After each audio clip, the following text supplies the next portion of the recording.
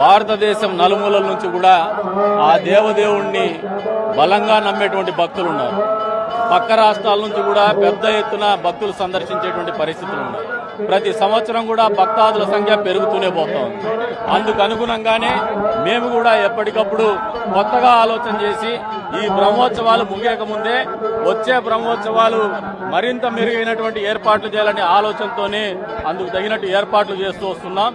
ఎంత మేము మెరుగైనటువంటి ఏర్పాట్లు చేసుకుంటూ వచ్చినా భక్తుల సంఖ్య పెరిగినటువంటి నేపథ్యంలో మళ్లీ వచ్చే సంవత్సరం ఇంకా మెరుగైనటువంటి ఏర్పాట్లు చేయాలనే ఆలోచన తలంపు మాకు, స్థానికులకు, పాలకులకు, అధికారులకు అందరికీ కూడా భక్తులు వాళ్ళ సందర్శనతో తెలియజెప్పేటువంటి కార్యక్రమం చేస్తూనే వస్తున్నారు.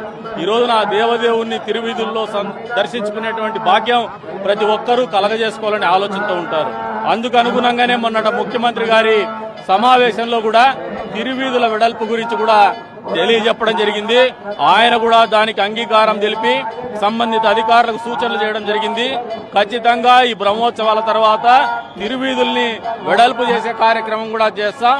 దానికి అనుగుణంగానే భక్తుల సంఖ్యను, భక్తులకు మరిన్నటువంటి సౌకర్యాలు పెంచేటువంటి కార్యక్రమం కూడా చేస్తాం.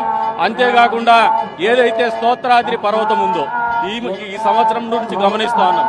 ఈ ప్రాంతపు యువత పెద్ద ఎత్తున అక్కడ పోయేసి గిరి ప్రదక్షిణ చేస్తున్నారు. స్వాతి నక్షత్ర సందర్భంగా, స్వామివారి జన్మ నక్షత్ర సందర్భంగా వారి ఆలోచనలకు, ఆకాంక్షలకు, అభిష్టాలకు అనుగుణంగానే గిరి ప్రదక్షిణకు కావలసినటువంటి రహదారిని కూడా ఏర్పాటు చేయబోతున్నాం.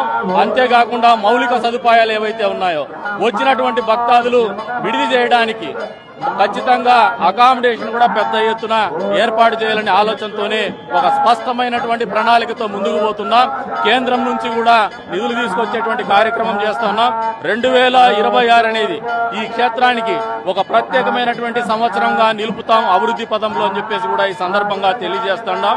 వచ్చినటువంటి భక్తుల్ని మా అతిథులుగా భావించి ఏ లోటుపాట్లు లేకుండా వాళ్ళని ఆదరించి స్వాగతించి మరీ పంపేటువంటి ఆతిథ్యం ఇచ్చేటువంటి గుణమున్నటువంటి కదిరి ప్రజలు మరింత పెద్ద ఎత్తున వచ్చే రోజుల్లో ఆతిథ్యం ఇవ్వాల్సినటువంటి పరిస్థితులు కూడా, వచ్చేటువంటి సందర్శనలు కలిగేటువంటి పరిస్థితులు కూడా కల్పించబోతున్నామని చెప్పేసి కూడా ఈ సందర్భంగా తెలియజేస్తాం. వివాదం ఏమీ లేదు. వివాదాన్ని కొద్ది మంది సృష్టించాలనుకుంటున్నారు కానీ వివాదం ఏమీ లేదు. నేను కూడా ఎప్పుడు రథంలో కూర్చోను, ఎమ్మెల్యేగా నేను కూడా పైకుండను. దానికి కన్సర్న్ ఉంది.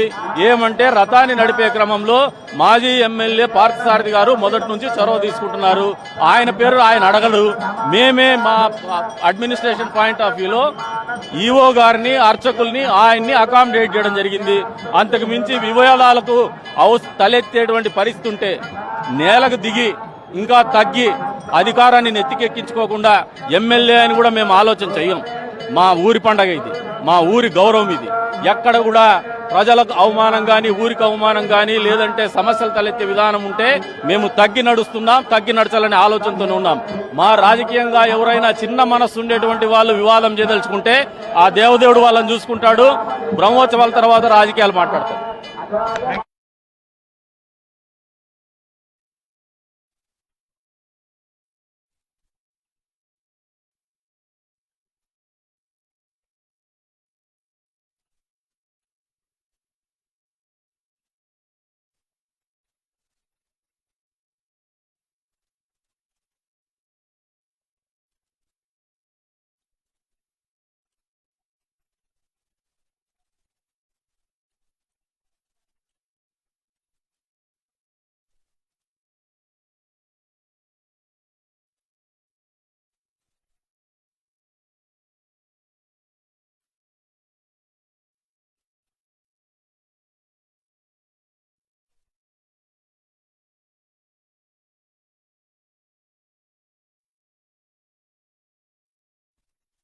ఉండే